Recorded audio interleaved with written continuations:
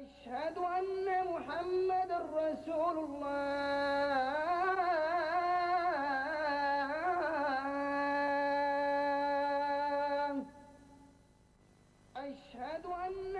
In northern Turkey, there is a place where the wind blows ceaselessly.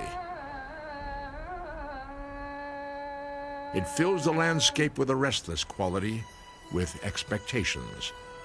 It blows across the countryside today as it has since the beginning of time. This is the Trojan Plain, where myth collides with history. The air is charged with ancient memories of an illicit love affair that let loose the winds of war. This titanic struggle between the Trojans and the Greeks is set in human memory. The story of the Trojan War, handed down by generations of oral poets, was so powerful that 500 years after it is believed to have happened, it was set down in writing, forever immortalized by the Greek poet Homer. His epic, called the Iliad, is believed by some scholars to be based on historical fact. But was it fact, or was it fiction? Now the goddess Dawn climbed up the Olympus heights, declaring the light of day to Zeus and the deathless gods, as the king commanded heralds to cry out loud and clear and muster the long-haired Mycenaeans to full assembly. The Iliad, Book 2.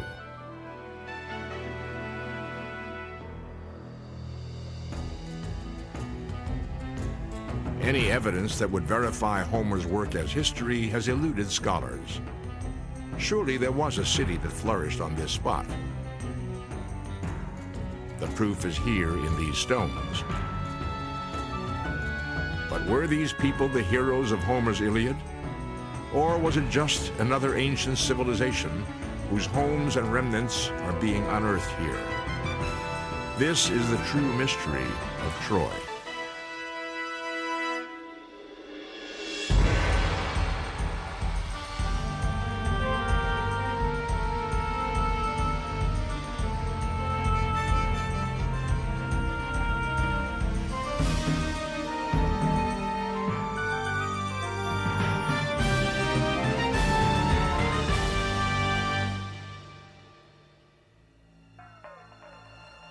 When the civilization that lies buried here was flourishing, it was a time before history. It was a time when you could stand here in this place and watch chariots charge across these plains. The glint of sun on bronzed armor. If you listen carefully, you can hear the clash of sword on sword. Scholars search the pages of the Iliad for clues to the elusive connection between this physical site and Homer's mythic Troy.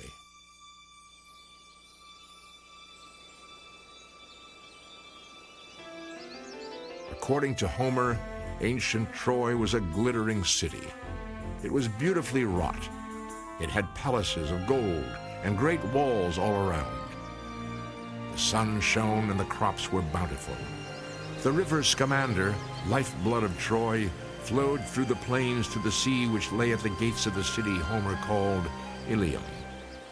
And Zeus, the immortal Greek god, smiled down on the Trojans from Mount Olympus.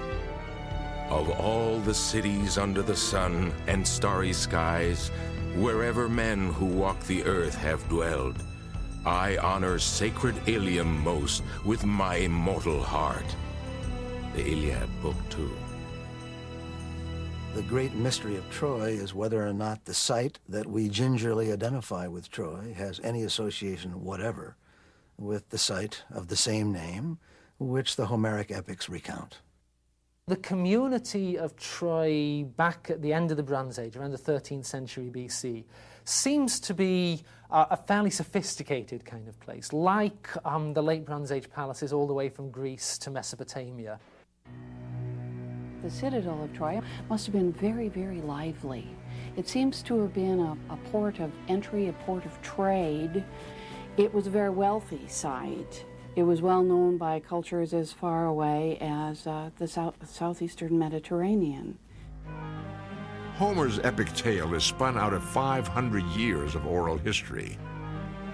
It begins with the telling of the story of the Trojan Wars, when Paris is sent by his father King Priam, ruler of Troy, across the Aegean Sea to the city-state of Sparta. He is to form a truce with the Greeks. His mission would result in anything but peace. Paris attends a banquet given by Menelaus, the ruler of Sparta. There, he falls instantly in love with the wife of Menelaus, Queen Helen, said to be the most beautiful woman in the world. Dazzled by her extraordinary presence, Paris abducts Helen and spirits her across the sea to his home, to Troy. Once there, she renounces her husband and children and abandons herself to her love for Paris. The kidnapping sets in motion conflict between the Greek city-states, the likes of which the ancient world had never before known. One question that comes up for just about everybody in connection with the Trojan War is the question about Helen. Was there a real Helen, and was the war fought for Helen? We today would believe that there are many economic factors that would have led to such a war.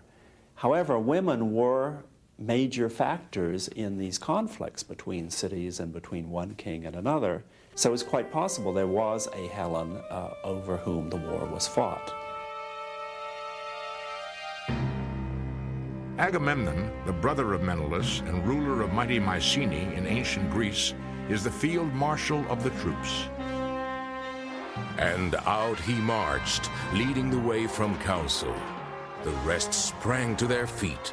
The sceptered kings obeyed the great field marshal. Rank and file streamed behind and rushed like swarms of bees pouring out of a rock hollow, burst on endless burst, bunched in clusters, seething over the first spring blooms. The troops assembled. The meeting grounds shook. The Iliad, Book 2. The Greeks set out in hot pursuit of Paris and the abducted Helen, mounting a huge flotilla of more than 1,100 ships, carrying 100,000 men. When they arrive at the coast near Troy, the Greeks set up encampments at the edge of the water and lay siege to the city.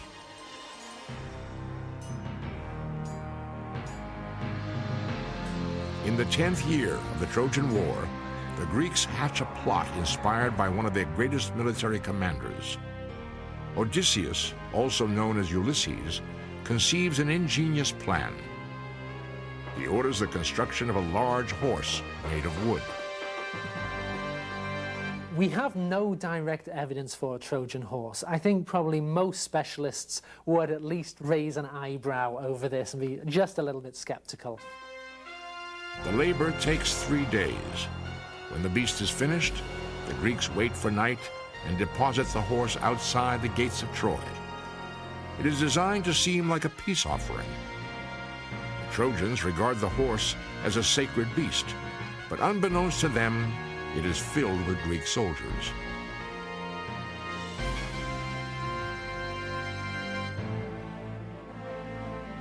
The Greeks then retreat to the coast and by all appearances set sail for home in the few ships that remain.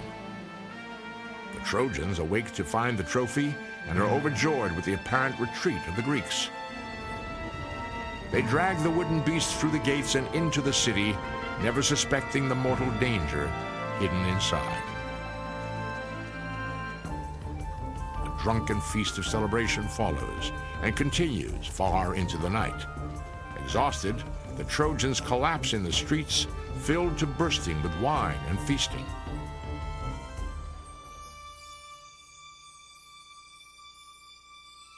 As the night waits for the break of day, so do the Greek soldiers hiding in the great wooden creation, a creation that forever will be known as the Trojan horse. Finally, The rays of the new day break over Troy. The warriors, secreted in the belly of the beast, crawl out of their hiding place and throw open the gates of the city. The Greeks slaughter the startled Trojans without mercy, killing the men, enslaving the women and the children.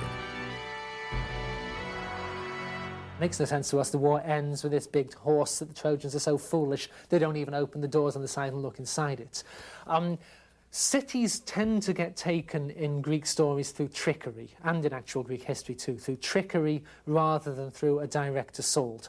Odysseus is the master trickster of ancient Greek history. Therefore, it makes sense that he would come up with a master trick to take the city. When the carnage is over, Helen is left alive.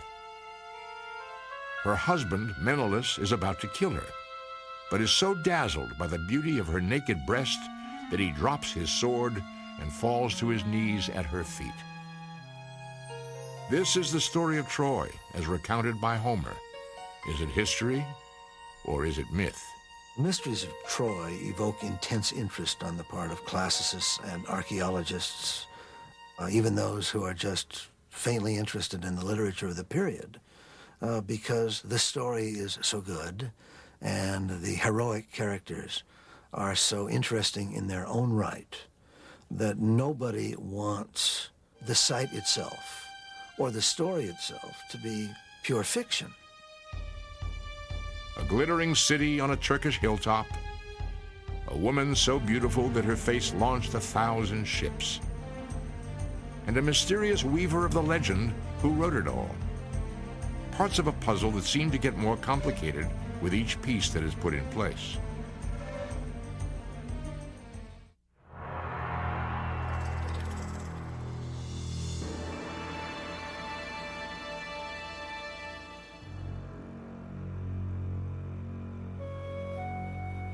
Perhaps there is no better place to ask about the origins of the Iliad and its immortal author than here at the archaeological site in western Turkey, believed to be ancient Troy. But the search for the origins of the poet known as Homer would take us back, far back in time, to the 13th century before Christ, when the legend of the Iliad was born. The stories of the Trojan War and all its glories were passed in oral form down through the ages from singer to singer until the 8th century BCE. At that time, they were set down by a poet many called Homer.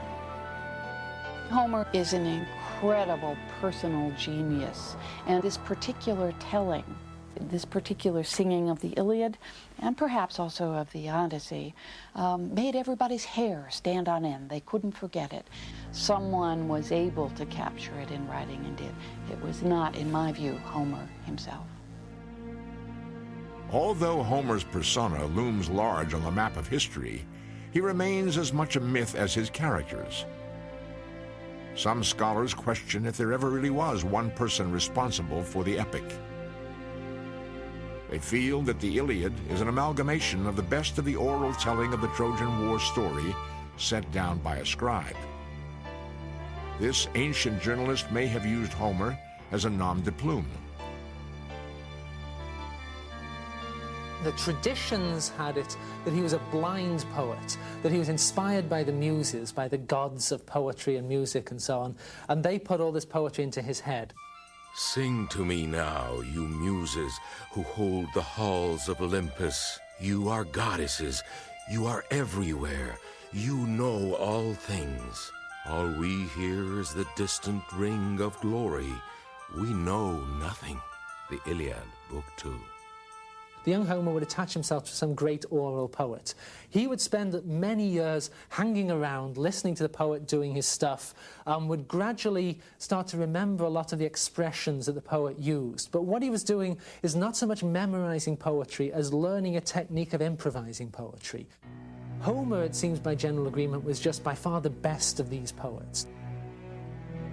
Of all the characters of the Iliad, Helen is perhaps the most enigmatic. She appears infrequently in the stories, yet she is the force that drives the legend forward. Who was the woman who brought nations to battle? The woman with the face that launched 1,000 ships. Then we have this mysterious figure of Helen, for whom both the Trojans and Greeks were willing to fight. And the Greeks of the historical period were themselves perplexed as to why they would have fought so long for the woman. In the Iliad, Paris is challenged by one of the Trojan warlords to give Helen back to the Greeks and end the slaughter. Paris answers this way. Now I say this to our stallion-breaking Trojans. I say no, straight out. I won't give up the woman.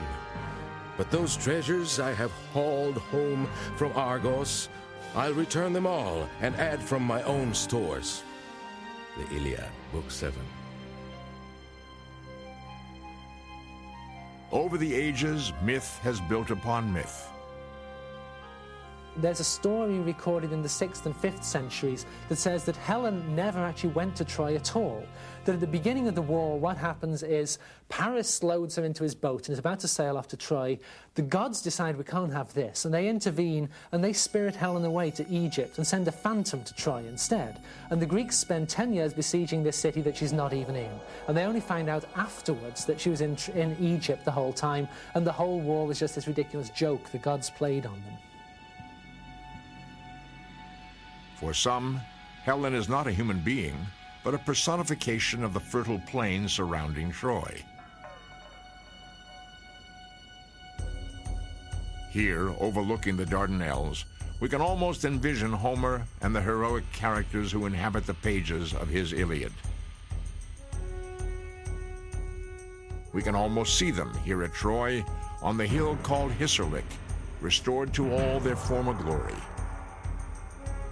Whether real or mythic, we can almost feel a kinship with the people who lived and loved, fought and died here. What can all the ancient artifacts tell us of this city that vanished so long ago?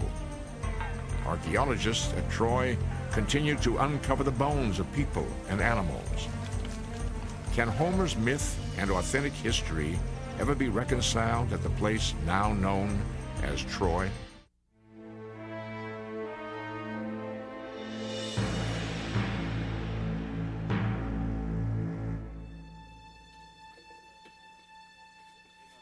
Troy today.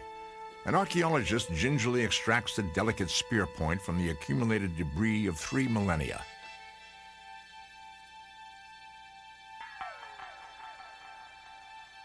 This is the first human contact with this remnant from another age in more than 3,000 years. It was buried here 1,200 years before the birth of Christ. If I were at Troy and knelt down and picked up an arrowhead or a spear point or something like that, it would probably overwhelm me. And I have a feeling that what would happen is that many of the stories that I'm familiar with from the Iliad would come flooding back sort of into my mind, and I would almost be recreating, for myself, a lot of the events that Homer talks about in the poem. This spear tip and all the implements of this time were made of an alloy of copper and tin called bronze. This metal gave its name to an entire age. The Bronze Age encompasses the years from roughly 3000 BCE to 1100 BCE.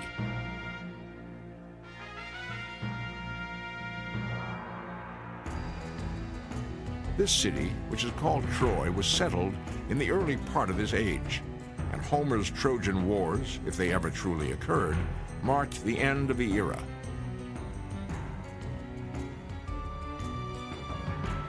The early Trojans were a combination of two peoples.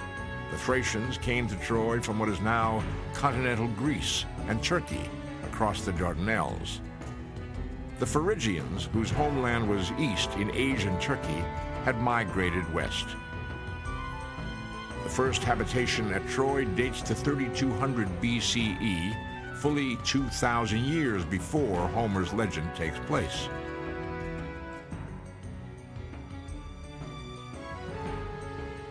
The city was situated at the edge of Asia Minor on the mouth of the Dardanelles. Through the centuries, they enjoyed the benefit of a strategic location.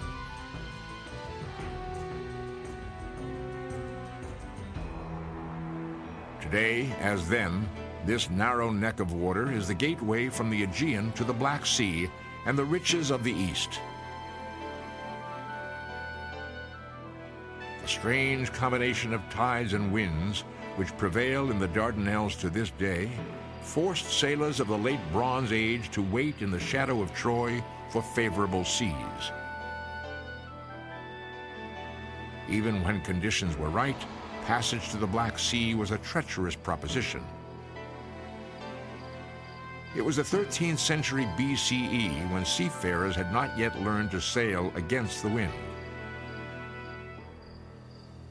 If you go to Troy now, it's quite a long way inland, several miles inland. It's very possible, though, that back in the late Bronze Age, in the 13th century BC, that the coastline, in fact, came in a lot closer. When Homer describes it, the coastline is basically a brisk walk from the walls of the city.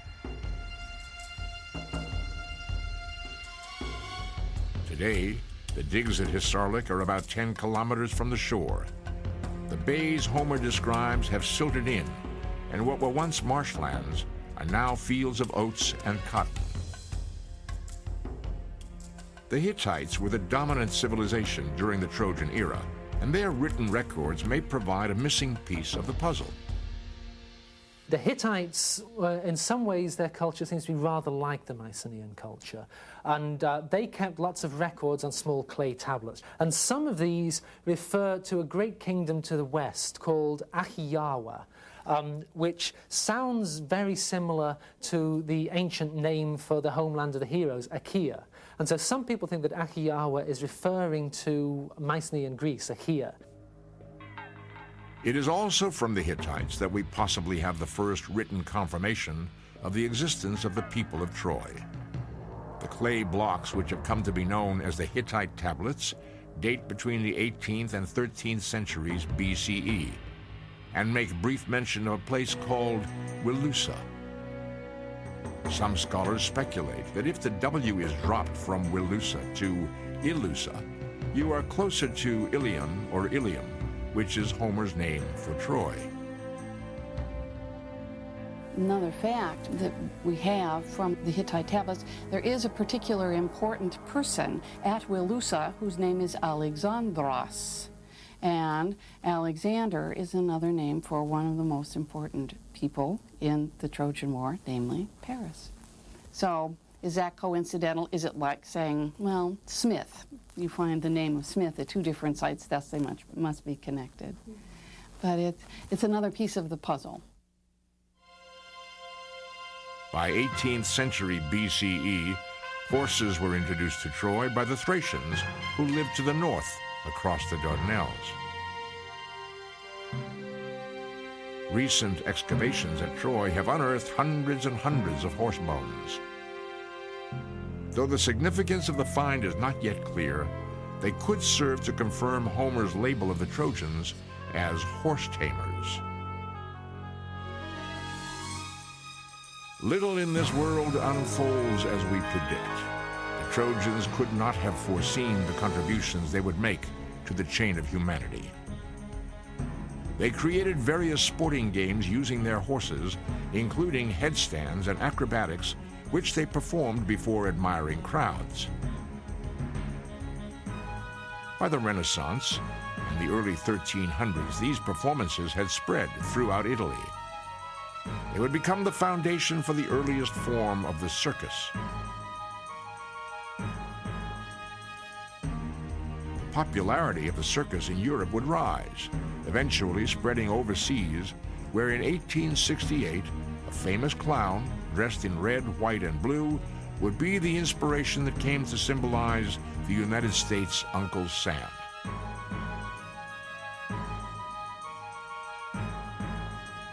By 1260 BCE, the city of Troy sat high on the hill called Hisarlik, which had been formed by the ruins of several civilizations being buried one on top of the other.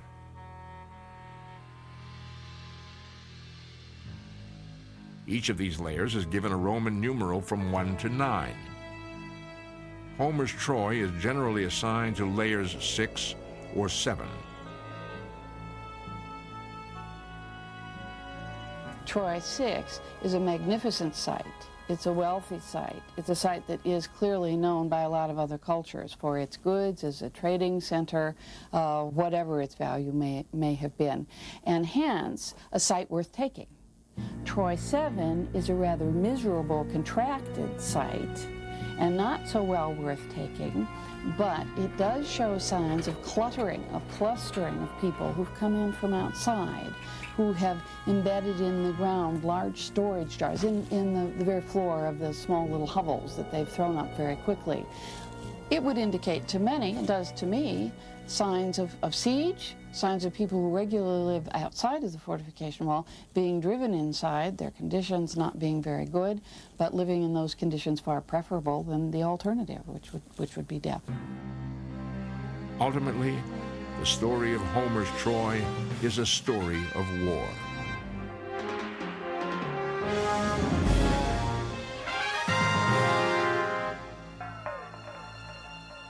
Archaeological evidence shows 2 burnt layers of this city we call Troy, which roughly correspond to the time in which Homer's epic is set. These layers, together with the artifacts, point to a great conflict, a war and siege which many choose to call the Trojan War.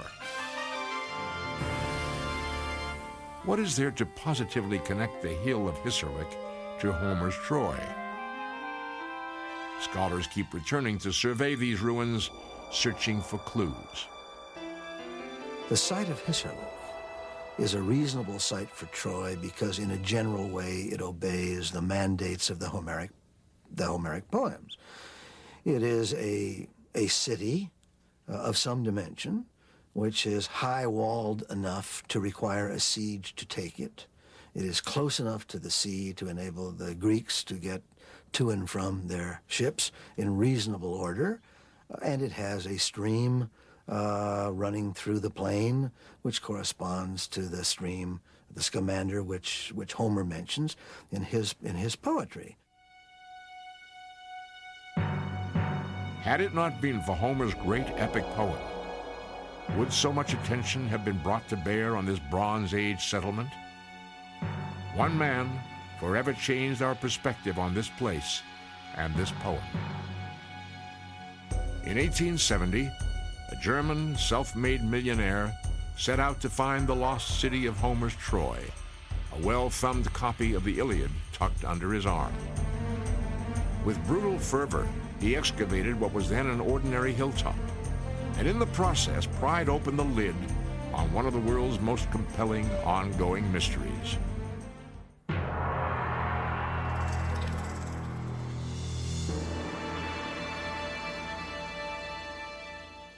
Until the 19th century, the only place Troy could be found was in literature and in our collective imaginations. For Troy seemed destined to forever be located only in the pages of Homer's Iliad.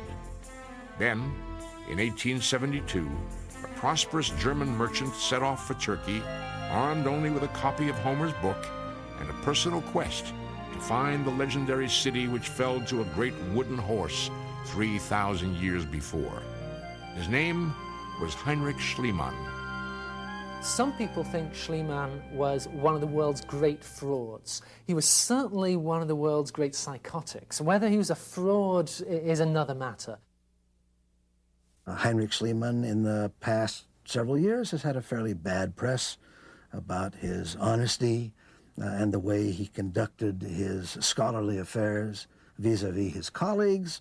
Nonetheless, you cannot dispute the fact that insofar as Bronze Age archaeology is concerned, he kick-started it into existence. Schliemann spoke 12 languages, including Greek. This facility and a keen business sense had turned him into a millionaire at a young age. All of his accomplishments in commerce were merely a prelude to what he considered his destiny: to find the lost city of Troy. Despite the fact that mid-19th century scholars considered a belief in the physical Troy to be folly, Schliemann never gave up his stubborn contention that the real Troy lay buried somewhere in western Turkey. In 1869, Schliemann made his home base Athens, Greece. There, he met and married a beautiful young Greek named Sophie.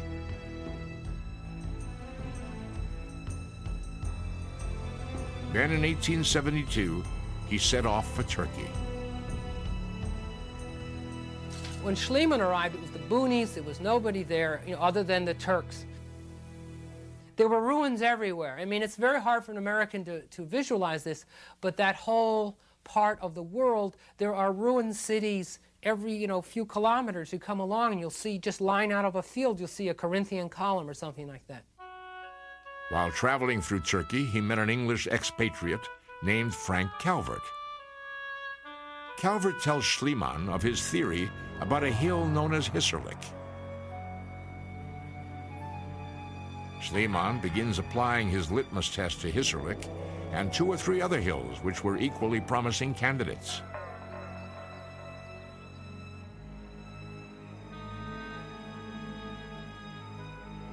Using the Iliad like a treasure map, Schliemann eliminated all but Hissarlik, a mound about 130 feet high and 700 feet across.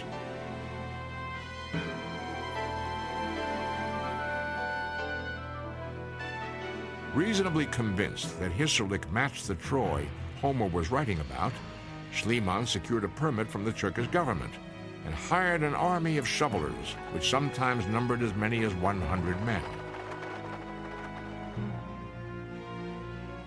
Using clever literary detection and extraordinary confidence in his own gut instinct, Schliemann found what thousands had missed through almost 18 centuries of searching. He located the physical site of what we refer to as Troy. But his excavation method was less than subtle. What happened when he started digging was that he, much to his surprise, found this tremendously complicated, tremendously deep sequence of ancient cities piled one on top of another. And he just sort of bulldozed through the middle of these things, yanking things out of the ground, demolishing buildings that got in his way, whatever struck his fancy. The farther down in the hill he dug, the cruder the material became. So what he found was not 1 Troy, but 9 Troys. And they were stacked up like a wedding cake from top to bottom, from the youngest right down to the oldest. Schliemann himself had no idea what he discovered.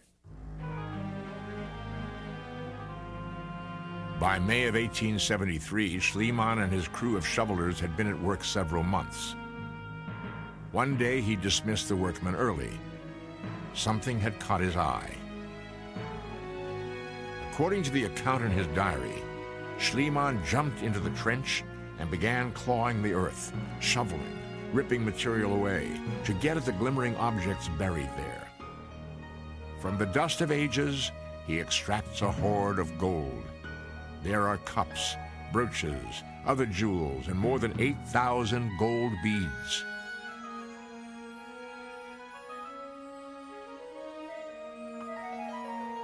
In the version of the story Schliemann wrote in his diary, he handed the objects up to his wife, Sophie, and she transported them in her skirts to a safe place. With their hidden treasure, Schliemann and Sophie steal out of Turkey. Thus begins the mysterious odyssey of what some believe were the jewels of Helen of Troy. While in Greece, Schliemann photographs his wife, Sophie, in the jewelry, calling the headdress which he himself had fashioned from the loose gold beads the crown of Helen. The news flashes around the world in bold headlines. Schliemann finds Priam's treasure. His fame thus secured, he donates the objects to a museum in Berlin. Not only is the authenticity of the treasure challenged, but its origin is also in question. His account of the finding of the treasure of Priam is full of fabrications. He said that Sophie, his wife, was with him. We now have proof that she was in Athens with her family at the time it was found. Some people think they found records from market dealings in Istanbul to suggest that Schliemann actually bought this treasure on the open market, took it to Troy, sent away the workmen, buried it in the walls, yanked it out in order to have a big publicity scoop. The treasure of Priam remained unharmed in Berlin for the next 70 years. And in 1943, Hitler orders all German art treasures crated, catalogued, and secured in various bunkers and repositories around Germany.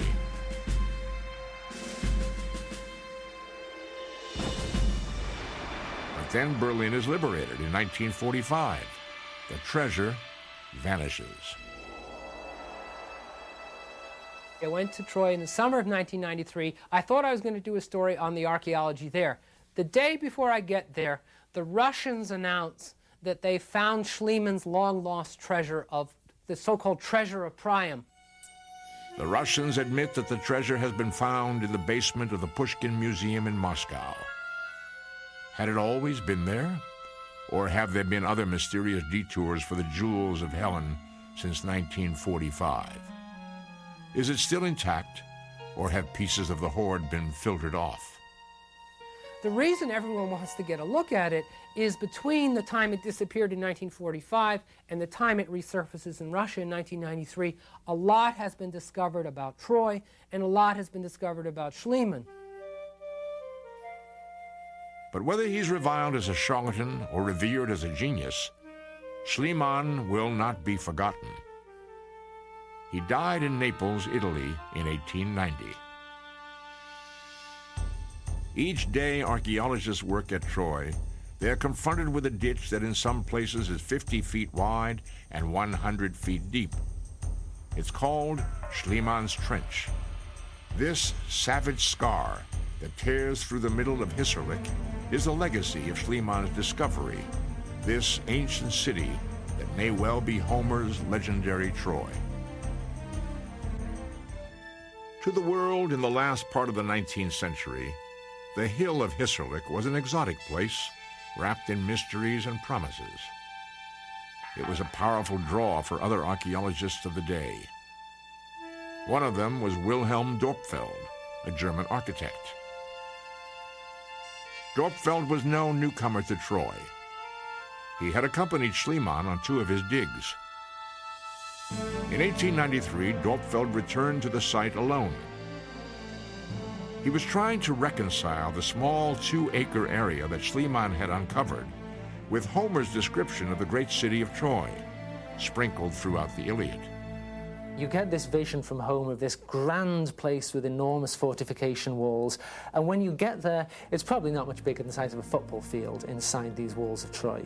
It's hard to imagine all the action of the Iliad taking place there. Both Schliemann and Dorpfeld suspected that the walled city Homer wrote about in his poem was the uppermost and innermost ring of habitation on Hissarlik. It is called the Citadel, and it would have accommodated about 1,000 souls. Dorpfeld began excavating outside the Citadel wall. There, he found larger rectangular houses on a terraced landscape surrounded by a magnificent masonry wall. What he didn't realize was that beyond this second ring of habitation, there was an even larger part of the settlement that would not be found for almost 100 years.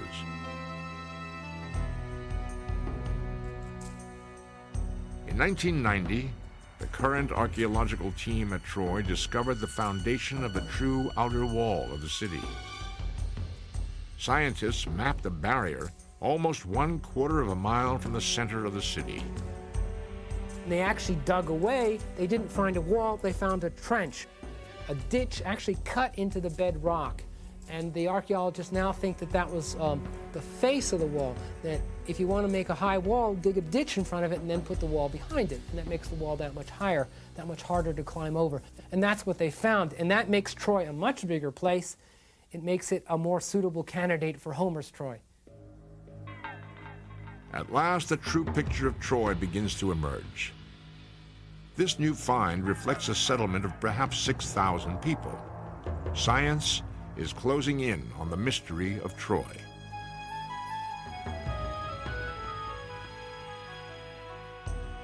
In 1932, a professor at the University of Cincinnati in Ohio, Carl Blagan, reopens the Troy digs.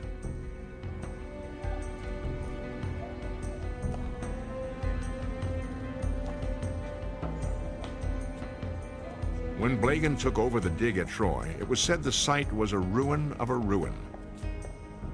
He set up the task of organizing the very pieces of archaeological evidence that Schliemann and Dorpfeld had unearthed.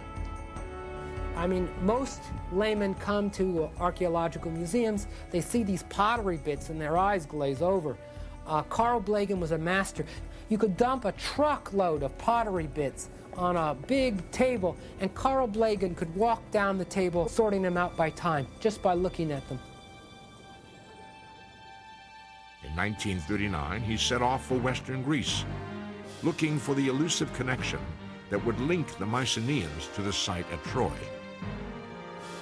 There he had what has been described as the most remarkable first day in the history of archaeology.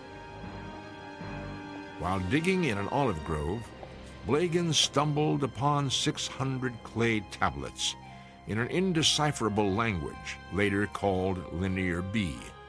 These were later dated to the 13th century BCE. Could this be the written proof that would place the Mycenaean Greeks on the shores of the Dardanelles and thus bring Homer's Iliad closer to factual history? The tablets prove that the people from Mycenae were indeed Greeks and possessed a form of writing in the late Bronze Age at a time that corresponds to the Trojan War. At present, we know that there was a flourishing civilization on the mainland of Greece during the Bronze Age. We know that there was contact between certain of the mainland Greek sites and Troy, but we have to take a jump, it's a leap of faith, to have Mycenaean warriors encamped near Troy, causing any of the disturbances that we see there during this period. To this day, there is still no direct link of the physical Troy with Homer's story. The current debates about Homer, about Troy, the archaeology and the oral and literary tradition are very simply unending. The poem is a mystery in the same way that human life is a mystery. The Trojans really come to symbolize all of us as human beings, that all of us ultimately are going to face our own demise. That in a sense, I think what Homer does and is able to really capture is a sense that we all live in the city of Troy. And so Homer brings the reader full circle, from reality to myth and back again. All roads may lead to Rome, but even the Romans would agree that they start here at Troy. Here, where evidence of the myth may be only the turn of a stone away. One thing more. To the rest, I'd pass on this advice. Sail home now. You will never set your eyes on the day of doom that topples looming Troy.